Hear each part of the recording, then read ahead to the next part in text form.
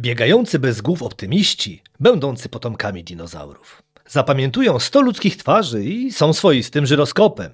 Mimo że wiemy o nich wiele, to wciąż powraca pytanie, co było pierwsze. Kury, bo o nich mowa, to zwierzęta nietuzinkowe, a ich wyjątkowość przybliży nam Agnieszka Graclik, czyli pani z Przyry. Witaj. Witam serdecznie. Słowem wstępu, to pierwszy odcinek nowego cyklu, w którym ja jestem tylko odpowiedzialny za ochy, achy i zadawanie pytań. Za merytoryką stoi Agnieszka, zaś tytuł będziemy ustalali w trakcie tej rozmowy. No już wiem, że tak delikatne propozycje jak nie tylko Wacki i Stolce nie mogą nie przejść. Z kolei wiem też, że pani z Przyry przedstawia, budzi pewne kontrowersje, więc nim zadam pierwsze pytanie, rzucę taką jedną z pierwszych propozycji, może Atlas Przyry Polski i biorę się do pracy. Kto ustala hierarchię dziobania? Góry mają bardzo, to znaczy inaczej, stada kur powstają w sposób nienaturalny oczywiście, dlatego że to człowiek decyduje, ile ich tam będzie. No i teraz w zależności od tego, która kura jest, jak wszędzie, jest większa, bardziej witalna, silniejsza, bardziej przebojowa, ta będzie wyżej w hierarchii.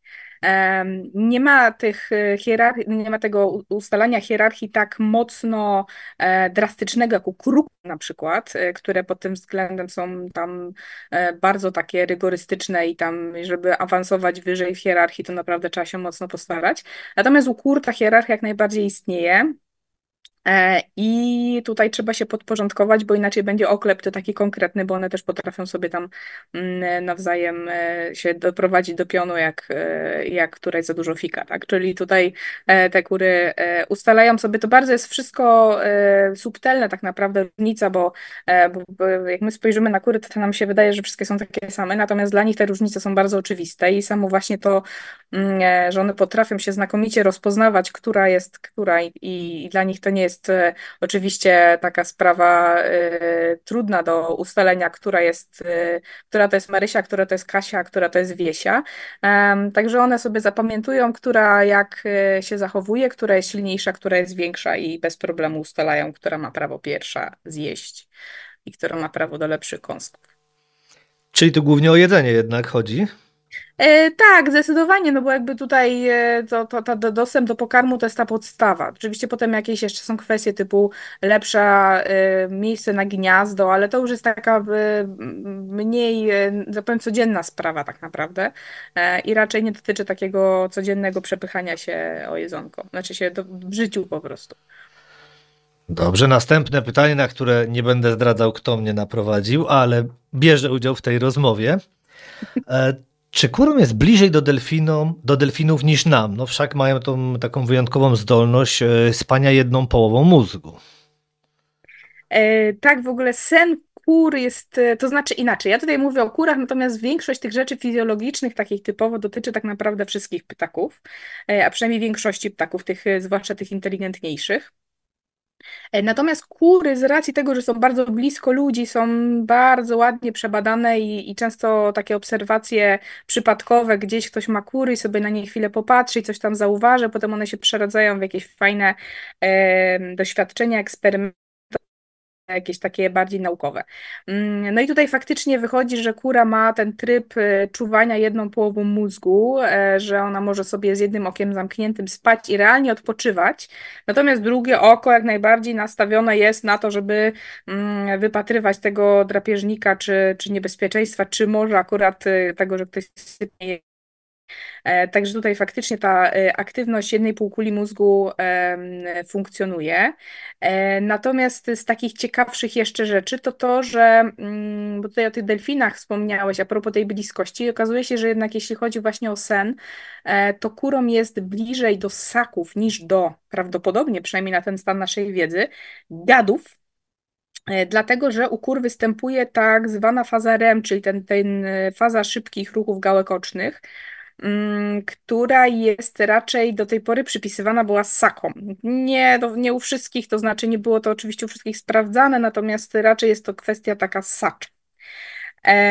I teraz ta faza REM to jest w ogóle super fajna rzecz, bo to jest ta właśnie faza snu, gdzie są marzenia senne, bo to jest ta faza snu, gdzie ciało odpoczywa, natomiast mózg wraca z powrotem do pełnej aktywności i ten jest możliwe jakby przeżywanie jakiejś wizji, czy tego, co nazywamy powiedzmy snami. Także kury z tym swoim snem nie dość, że śpią połówką, to jeszcze śpią aktywnie, e, bo mają sny prawdopodobnie w czasie tego snu.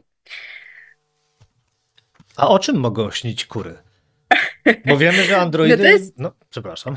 To jest ciekawe, to znaczy, czy one są w stanie tworzyć jakieś sytuacje, to tego nie wiemy, natomiast być może przeżywają to, co już to, czego doświadczyły, czyli gdzieś tam na takim poziomie pewnie też jak my. Z takiej, ta faza REM w ogóle to jest ta część snu, która nie powinna być zaburzana. I to jest tak, co wszyscy rodzice gdzieś tam na pewnym etapie rodzicielstwa przeżywają, czyli bezsenność, to taka bardzo mało optymistyczna wiadomość, jeżeli tą fazę REM się za często przerywa, to można umrzeć. A przynajmniej były takie badania na szczurach, którym te fazę REM zbyt często naruszano i faktycznie zaczęły na tyle podupadać na zdrowiu, że umarły niektóre tam w trakcie tego eksperymentu. Także ta faza snów, wbrew pozorom, jest ogromnie ważna i nie powinno się jej zaburzać. Straszne, bo dzisiaj widzę, że są jakieś problemy techniczne i nie za każdym razem, słuchaj, ten twój perlisty śmiech, nie można go było ująć przy tym powitaniu, no, czego mi szkoda, bo wyszło, że aż tak zabawny nie jestem, ale teraz, gdy o tej śmierci mówiłaś, no naprawdę jest mi żal, że to nie przeszło, bo no cóż, to nawet już nie wspominam, że Philip K. Dick napisał, czy androidy śnią o elektrycznych owcach, tylko przejdę do tego, kto napisał, zaraz przeczytam, Agnieszka Graslik, patrz jaki zbieg okoliczności. O nie. Ko. Dla nas gdakanie brzmi jak w kółko powtarzana jedna sylaba. Niekiedy z lekko przeciągniętym o. Tymczasem u kur wyróżnia się ponad 30 różnych komunikatów. Nie będę wszystkiego, ale piękne są te komunikaty, które rozszyfrowałaś. Tu mam robaczka, tu. Nasionka, dziewczyny prędko. Albo idzie, dziewczyny, idzie. To fragment dzikiego poradnika gadania. Bardzo powiem szczerze, no ujęła mnie jego lektura. No i tak, pół mózgu śpi, no ale przy tej komunikacji to chyba muszą wykorzystywać no cały ten mózg. Możesz ten fenomen przybliżyć ponad to dziewczyny idzie? No, komunikacja kurza to jest cudo absolutne, bo właśnie okazuje się, że one nie tylko mają taką komunikację typowo uciekamy, bo drapieżnik, czyli takie odruchowe, których się człowiek spodziewa po takich.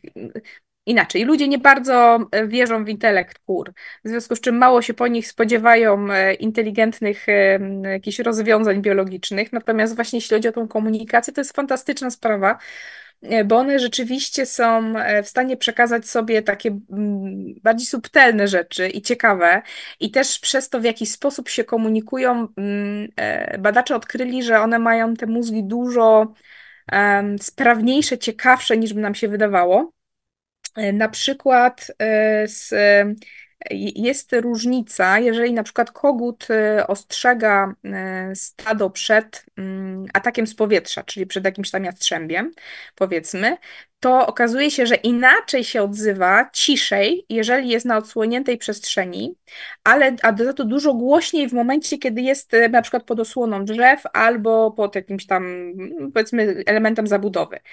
I teraz to jest interpretowane w taki sposób, że ten kogut jest w stanie przyjąć perspektywę drapieżnika, bo on wie, jak go widać.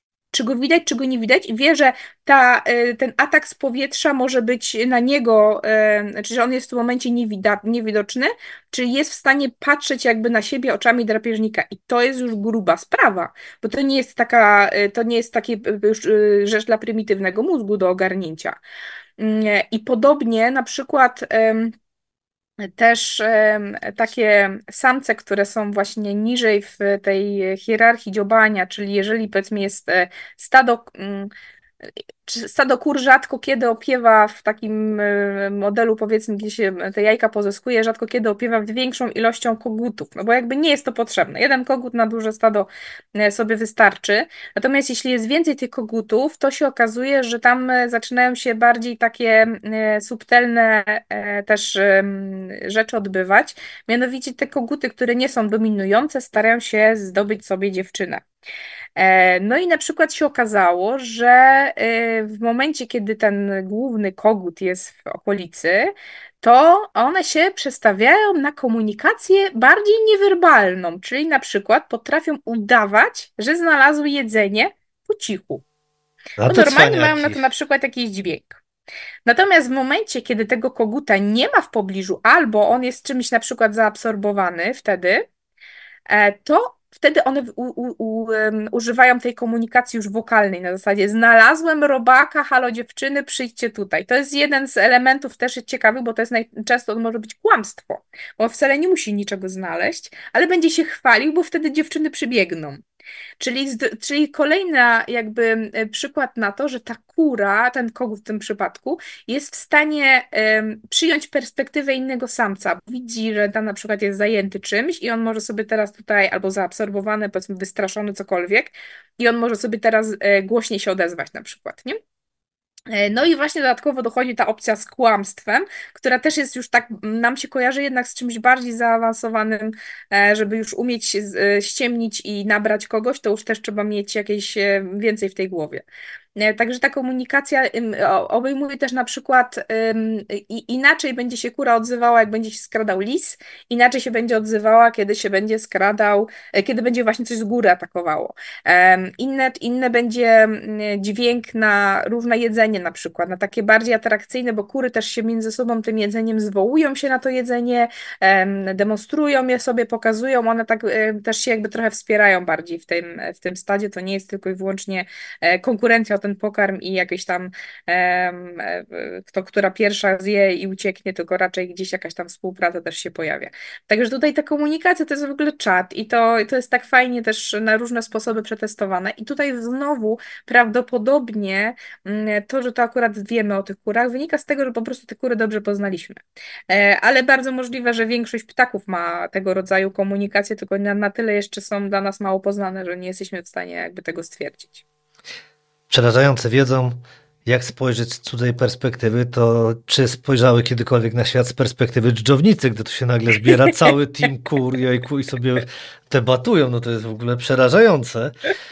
Ale no nie wiedziałem, że aż takie cwane są te tutaj małe koguty, to może przejdźmy w takim wypadku do ich osobowości, no bo kłamią, kombinują, podobno są pesymistami, optymistami, czy możesz coś więcej? Tak, tutaj w ogóle, to znaczy robiono w ogóle takie ciekawe doświadczenia a propos tego, a propos uczuć u zwierząt, bo to jest mocno kontrowersyjna kwestia uczucia u zwierząt, bo ludzie wolą myśleć, że te zwierzęta uczuć nie mają, zwłaszcza jeśli chodzi o zwierzęta, nazwijmy to konsumpcyjne. Bo nam łatwiej jest zjeść mięso, kiedy nie myślimy o tym, że śwince było przykro, albo krówce było przykro, albo ktoś się bał, ktoś tam się załamał i tak dalej. Nam jest łatwiej przyjąć taką perspektywę, że te zwierzęta tych uczuć nie mają. Natomiast robi się cały czas eksperymenty, czy zwierzęta te uczucia mają. I na przykład robiono taki eksperyment na szpakach. Albo na kosach, ale chyba na szpakach. Że szpaki takie chowane w klatkach, do których były przyzwyczajone, które miały tam różne w tych klatkach tam powiedzmy atrakcje, że mogły sobie tam coś, na czym się pochuśtać, coś sobie podziobać, w tej klatce były ciekawe rzeczy. I były jednocześnie robione na nich eksperymenty, że na przykład podawali im jakieś zagadki do rozwiązania, że musiały tam jakiś kubeczek podnieść, jakieś wieczko, żeby coś tam znaleźć i to było wszystko jakby takie zaplanowane już, one były do tego przyzwyczajone. I nagle jak się okazywało, że te klatki, zabrano im te ich zabawki, którym się lubiły bawić, to nagle u nich spadało zainteresowanie odkrywaniem tych zagadek, czyli dostawały jakieś tam właśnie kubełki z jedzeniem, do których miały się dostać i były na tyle smutne, pozwalam sobie użyć tego słowa, podejrzewam, że to jest jakiś odpowiednik ludzkiego smutku, Natomiast były na tyle smutne, że już nie chciały się w ten sposób bawić. I teraz, jeśli chodzi o zwierzęta, to jest tak, że z odczuwaniem emocji, czy odczuwaniem chociażby bólu, no to jest tak, że jakby ja mogę powiedzieć, jak odczuwam ból na swoim przykładzie, bo ja go czuję. Natomiast nie umiem powiedzieć, jak boli kogoś innego, mogę się domyślić, jak go boli. I tak samo, jeśli chodzi o odbieranie emocji, czy takich jak strach, to ja mogę sobie wyobrazić, że ktoś odbiera go tak samo jak ja, no ale to nadal jest na zasadzie, nie jest to zmierzalne 1 do 1, no bo po prostu mam swój własny mózg i tylko w nim siedzę i tylko jego znam. Natomiast są takie parametry, które sprawdzać można, czyli na przykład wzrost tętna, czy tam szybsze bicie serca w momencie, kiedy ten stres się pojawia. Można na tej podstawie stwierdzać na przykład, że zwierzę się dobrze czuje, kiedy na przykład zachowuje się swobodnie, kiedy przeczesuje sobie pióra, w przypadku ptaka dziobem. No, umiemy odczytywać gdzieś tam ten język ciała zwierząt, z którymi mamy dużo kontaktu. I teraz ten eksperyment, który był robiony na tych szpakach, przeprowadzono również na kurach. No i się okazuje, że u kur prawdopodobnie nie jest to znaczy u kur była bardzo duże różnice osobnicze, to znaczy różnice między reakcjach między osobnikami były większe niż między grupami badawczymi. Czyli grupa, która miała zabawki, która nie miała zabawek, powiedzmy różnice w tej ciekawości, w tym podejściu do zbierania, do uczestniczenia w zabawie, były na tyle, były nie większe niż między poszczególnymi osobnikami. I jakby wniosek z tego wysnuto taki, że kury mają bardzo silne osobowości, to znaczy, że są takie, których ten zabranie zabawek w ogóle na nich nie zrobi wrażenia i po prostu nadal będą tak samo reagować, bo po prostu mają to w nosie, bo są na tyle jakby zainteresowane ogólnie życiem i powiedzmy nic ich nie złamie. Ale są też takie, że jak im ktoś zabierze zabawki, to się obrażą i koniec, i one już nie będą nic robić. Czyli tutaj te różnice osobnicze są dużo, dużo większe niż w przypadku powiedzmy bardziej dzikich zwierząt.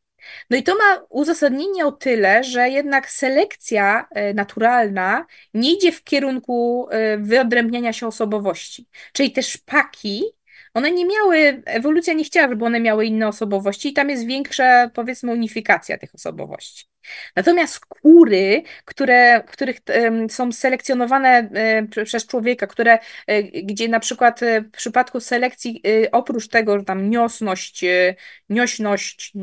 chyba się mówi, ilość składanych jaj, powiedzmy, jest brana pod uwagę, ilość masy mięśniowej jest brana pod uwagę, ale też mogą być brane cechy charakteru, takie jak na przykład łagodność czy odporność na stres. No i teraz po prostu u tych kur jest jakby większe spektrum tego, że może być nie tylko reagują w ten sam sposób na bodziec, tylko właśnie tutaj wchodzi ten ich charakter czy usposobienie jakby do tego w grę wchodzi. Popatrz, no to do tej ewolucji jeszcze wrócimy, ale skoro mówimy o kurzej osobowości, to jak to jest? Bo powiedziałaś, że są pesymistkami, optymistkami. No może nie są wcale pesymistkami, tylko po prostu podpadł im badacz, bo też gdzieś powiedziałaś mi, że potrafią rozpoznać bodajże około 100 twarzy. Tak, to znaczy one są w stanie rozpoznać 100 kurzych twarzy, co jest No to jeszcze już moim troszkę, zdaniem no. bardziej ambitne, bo jednak mimo wszystko ludzie bardziej się, to znaczy przynajmniej tak znaczy w takim ludzkim mniemaniu bardziej się różnią od siebie niż poszczególne kury, no bo jednak u nas dobór naturalny już od takiego czasu nie działa, że jesteśmy mocniej zróżnicowani fizjologicznie, ze względów wygląd fizyczny mamy inny zupełnie niż tam na przykład właśnie kury, które jednak są dosyć podobne do siebie. Natomiast tak, kury, czy generalnie ptaki, bo robiono też bardzo dużo badań na krukowate, które są uważane za obok papug najinteligentniejsze ptaki. I tam to rozpoznawanie twarzy to jest czat po prostu. To jest tak, że one się potrafią latami mścić na jakiejś osobie na przykład nawet, bo ją rozpoznają.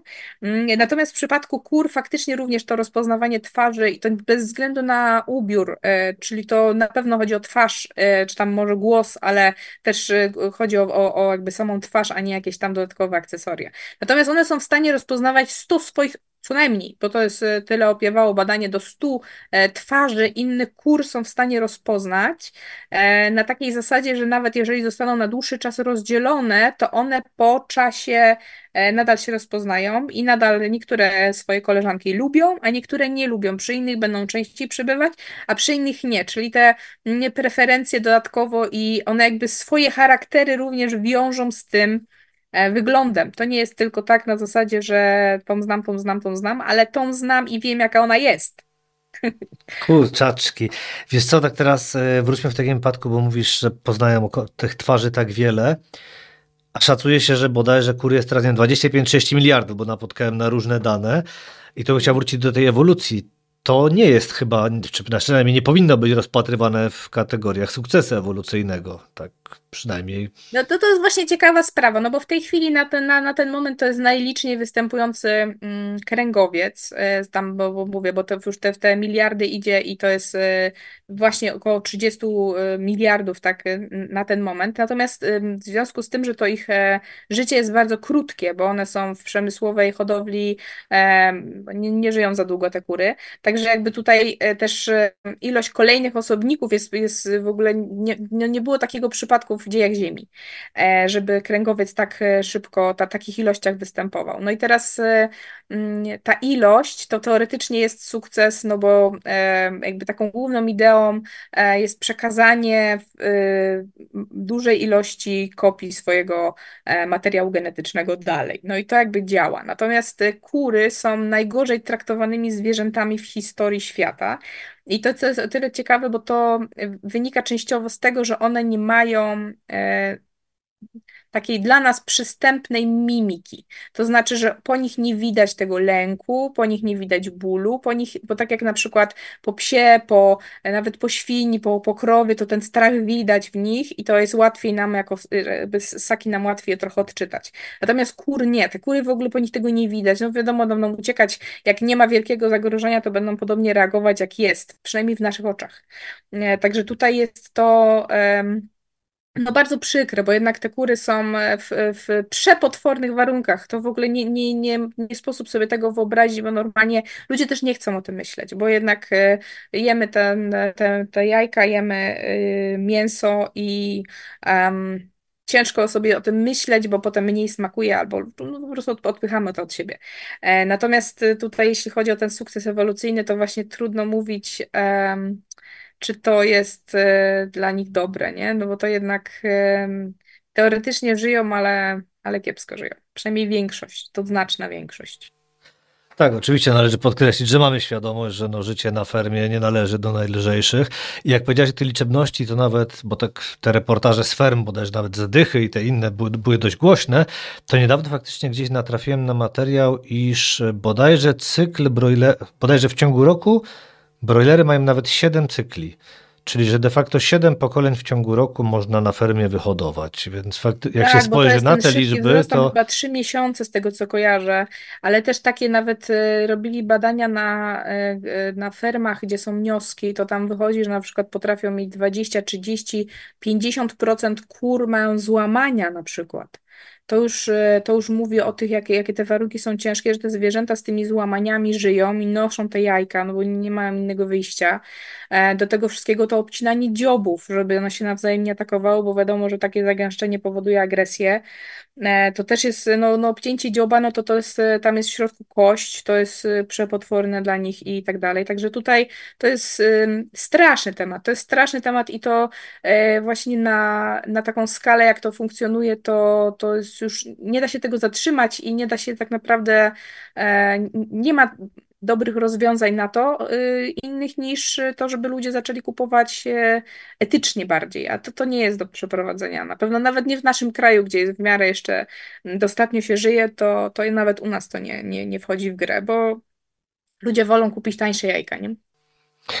to prawda, czyli jesteśmy w tym miejscu, o którym ostrzegałaś, czyli trudno będzie nam uniknąć smutnego wydźwięku, więc żeby na chwilę ten smutny wydźwięk zamazać, Rzekomo, bo szukałem głupich ciekawostek, żeby się czymkolwiek zaskoczyć. Nie będę oszukiwał, więc one nie są jakoś specjalnie inteligentne, ale jeśli kurczaki słuchają muzyki klasycznej, mogą znosić większe i cięższe jaja. I tu, żeby już całkiem cię dobić, wymyśliłem, czyli Bach i Bach. Taki suchar dla ciebie. Czy to prawda z tymi jajami? Całkiem możliwe, to znaczy jestem w stanie uwierzyć, że coś nie słyszałam o tych badaniach, ale całkiem możliwe. To znaczy obstawiam, że te badania robiono jednak na kurach, które są w bardziej normalnych warunkach, nie takich jakichś ciężkich fermowych. Natomiast na fermach się przede wszystkim idzie na ilość, więc jakby tam nikt inny muzyki poważnej nie puszcza, zresztą podejrzewam, że tam i tak nie miałoby to znaczenia.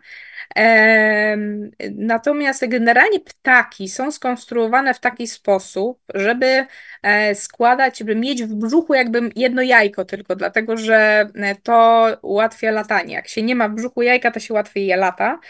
Dlatego ptaki mają czynny jeden jajnik i one jakby teoretycznie jest opcja taka w naturze, że maksymalnie na dobę ptak jest w stanie wyprodukować jedno jajko.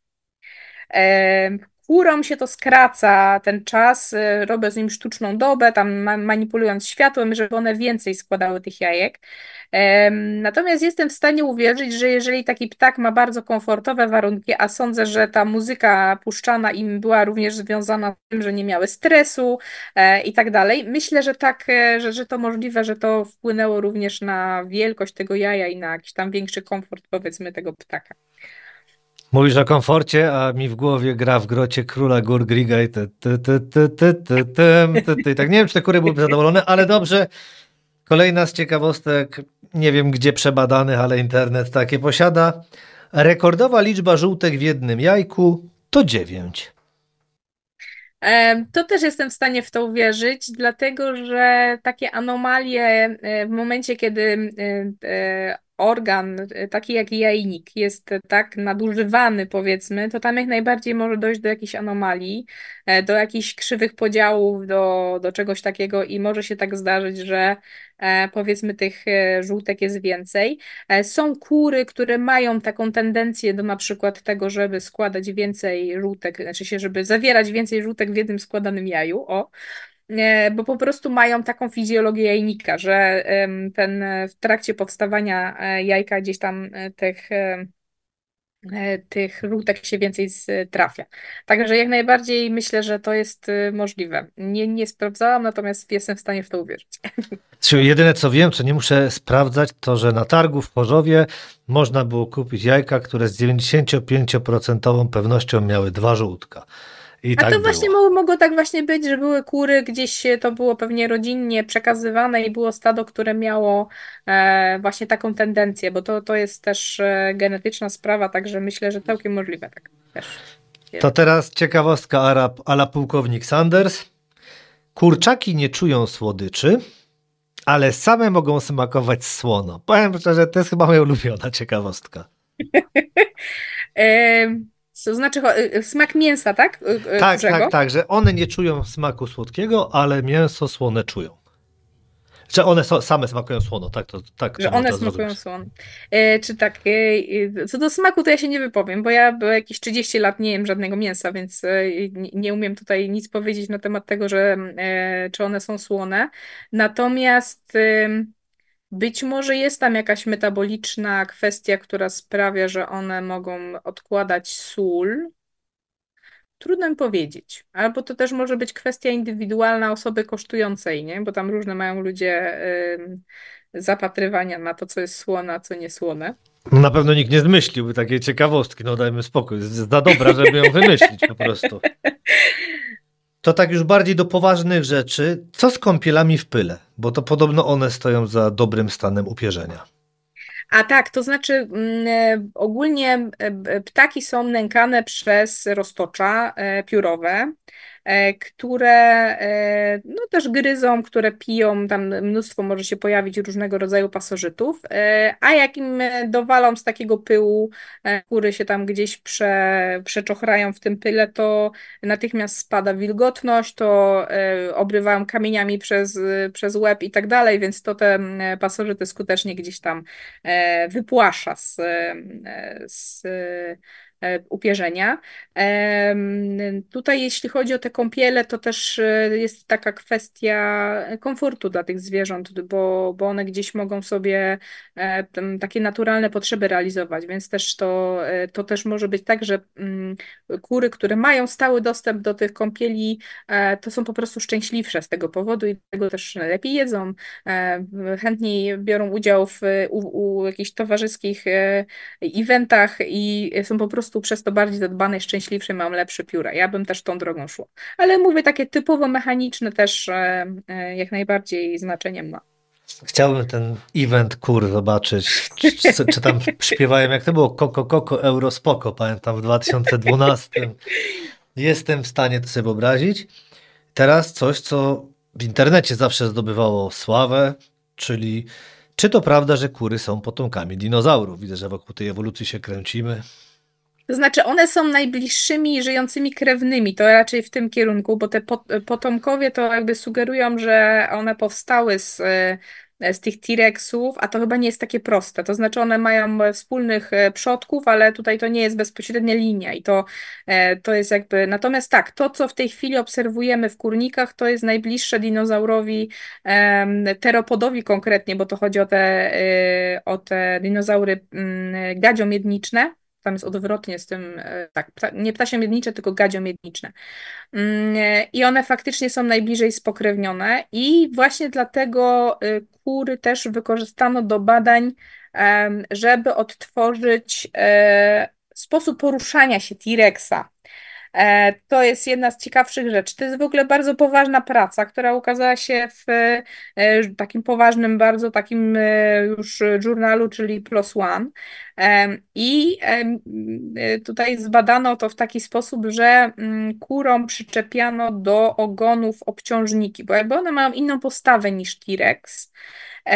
I przez to, że nie miałam takiego solidnego, umięśnionego ogona, to ten chód nie był taki sam. Dlatego takim kurczątkom od wyklucia przyczepiano małe obciążniki, potem coraz większe, to tam 4 czy 5 dni zmieniano, zdaje się, te obciążniki.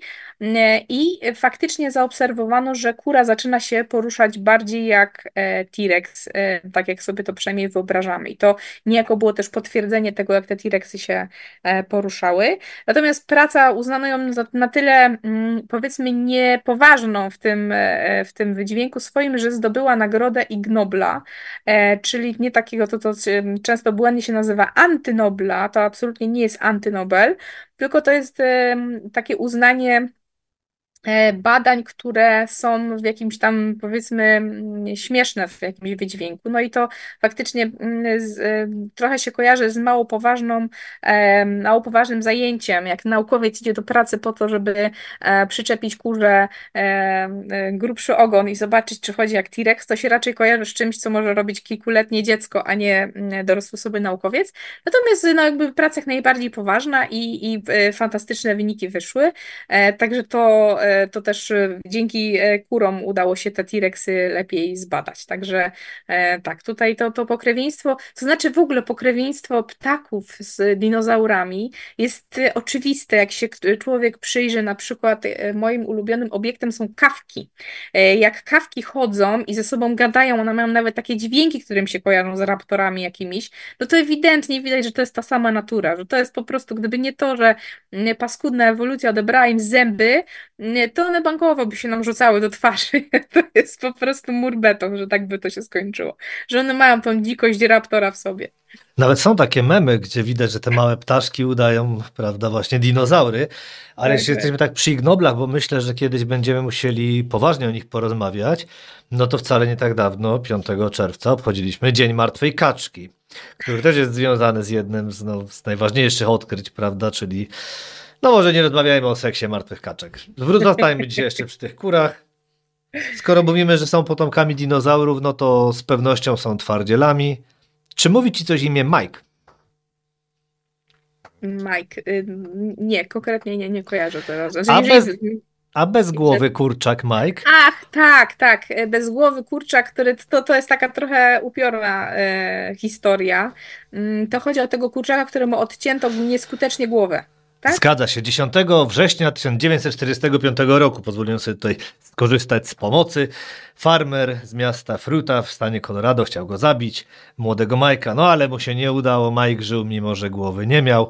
I ja w ogóle tam natrafiłem gdzieś na informację, że ten farmer że woził głowę, twierdząc, że to jest głowa Majka, ale ktoś chyba po drodze prawdziwą Tak, to głowę jakaś Majkowi inna głowa zjadł. była, bo jemu po prostu przecięto głowy w połowie. I przecięto na tyle niefortunnie, bo w sumie trudno powiedzieć, czy to fortunnie, czy niefortunnie dla tego zwierzaka, bo takie życie z połową głowy to musiało być dla niego udręka.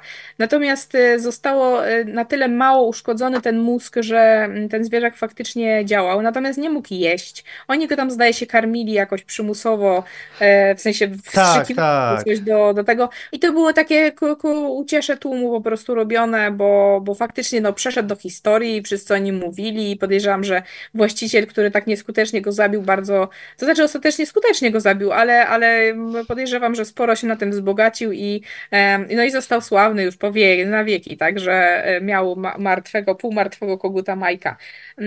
No, jakby uszkodzenie mózgu, jeżeli ten mózg nie zostanie jakby całkowicie obcięte, to też te odruchy, które zostają w pniu mózgu, potem powodują, że taki zwierzak właśnie, czy tam biega z obciętą głową. Natomiast tutaj no, została jeszcze jakaś tam większa część, ale on nie wiem, chyba pół oka miał, czy jednego oka nie miał, to tam jakaś była Nie, no to cała już tam opiekliwa smutna historia ogólnie. była. I to takie no męczenie zwierzaka po to, żeby coś tam pokazać. Natomiast no, z takich ciekawostek to bardzo trzeba uważać chociaż może nawet nie będę w to brnęła. Dobra, nieważne, bo chciałam powiedzieć coś strasznie upiornego. To wytniesz. Jak się obetnie głowę żółwiowi, to ta głowa żyje jeszcze ponad godzinę. Sama głowa obcięta, bo ma na tyle niewiele potrzebuje mózg do przeżycia, ale to wytnij. Wracamy po krótkiej przerwie, podczas której narodził się pomysł na kolejny odcinek, taki już typowo dla osób pełnoletnich, bo o żółwiach i różnych okrucieństwach, z którymi się nasze najwspanialsze zwierzęta świata spotykają. Ale wróćmy do ciekawostek o kurach, bo tutaj Agnieszka przygotowała nie jedną, ale ta, która robi bardzo duże wrażenie. Ujmę ją tak. Podobno więźniowie przemycają w odbytach niezbędne przedmioty, a kury potrafią zassać do kloaki i teraz następują trzy kropeczki. No właśnie, co lub kogo, Agnieszko? Był taki przypadek dosyć taki niesamowity, gdzie znaleziono wewnątrz jajka, między błonami, wbudowanego w to jajko gekonika małego. Ten gekon, jakby historia była tego taka, że gekon najprawdopodobniej pojawił się w złym momencie, bo jak kura znosi jajko, no to ta jej kloaka się wynicowuje na zewnątrz. No i ta jakby część, która się wynicowuje, no to jak jest błona śluzowa, jest wiadomo śliska, ale też taka lepkawa.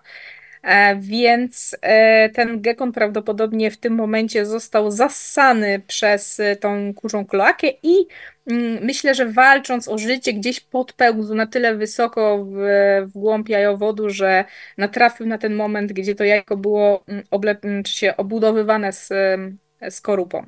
Natomiast są też takie historie, że w tych jajkach to częściej dużo się znajduje takie dość obrzydliwe nicienie i one mogą być w tym jajku żywe. Także się rozbija jajko na patelnię, a w tym jajku się zjawia takie 15 centymetrów glisty, bo to jest glista, już taka typowo wygląda jak taka, która wychodzi ze zwierząt czy tam z człowieka. No i to ma podobną drogę zakażenia i to się właśnie wiąże z hodowlą taką półwolną czy wolną zupełnie tych kur, że tam po prostu takie jaja się mogą gdzieś trafić i w momencie, kiedy kura znosi jajka i zostanie zassane trochę takiego zanieczyszczonego jajami podłoża, czy ściółki, czy czegoś, to niestety może się potem w jajku rozwinąć nicień. Czy mi się ogólnie jajka śmiertelnie brzydzą? Zawsze miałam problem z jajkami. I zawsze miałam problem w jajkach są takie czerwone glutki czasami. Zdarzają Takie, się. tak, to nie są zarodki, tylko, bo to są takie często zupełnie świeże jaja ze sklepu od kur, które nigdy koguta nie widziały, także tam nie może być zarodka, no bo to nie bierze znikąd. Żeby był zarodek, to musi być kura, która ma kontakt z kogutem, no nie ma czarów. Natomiast to, co się w takich jajkach znajduje, to takie czerwone, to jest krew kury. To jest krew kury, która powstała w trakcie pękania pęcherzyka grafa w jej jajniku.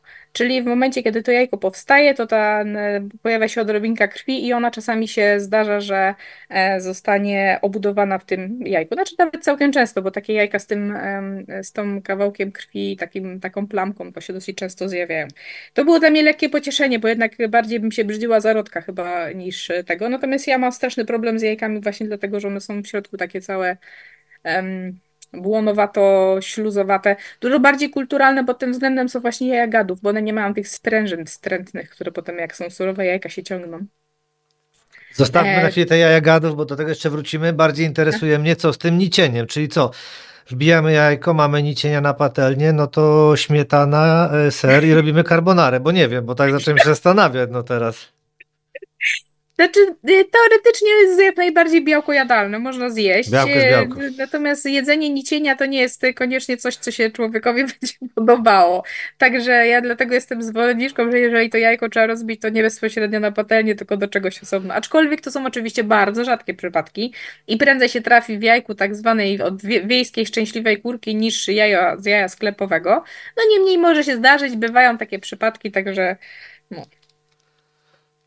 Dobrze, pośmialiśmy się, wróćmy do poważnych rzeczy. Jak działa kurzy żyroskop? Nie, kurze, a w ogóle tak naprawdę ptaki mają cudowny mechanizm stabilizacji obrazu. Czyli w momencie, kiedy na przykład polują, to jest świetnie to widać u ptaków szponiastych, u pstuki, takie jest cudowne nagranie gdzieś w świecie, jak ona wisi po prostu w powietrzu i jej głowa absolutnie nie rusza się nawet o milimetr, gdzie całe światło, całe ciało mocno się wygina na wszystkie strony, gdzie ona tymi skrzydłami macha, a głowa się nadal nie rusza. No i kura ma to samo i już właśnie są takie pomysły na nakręcenie jazdy powiedzmy rowerem właśnie, gdzie sobie tacy zapaleńcy wkładają kurę do koszyka rowerowego i montują jej na głowie kamerkę. No i się okazuje, że stabilizacja obrazu jest cudowna i nawet po największych wertepach, jak jadą, to ten obraz jest nawet nieruszony. Jest, także to taki naturalny stabilizator. Tak.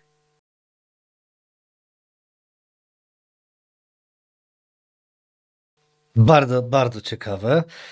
Powoli kończą się te takie podstawowe pytania. Tak nie będziemy już pytać, skąd się wzięła ta kura i innych takich rzeczy. Myślę, że możemy się co najmniej zastanowić, nawiązując do tytułu najbardziej twojego znanego filmu, czy może jednak nie nazwać tego odcinka Pani z Przyry, jak działa, no i tu wstawimy kura.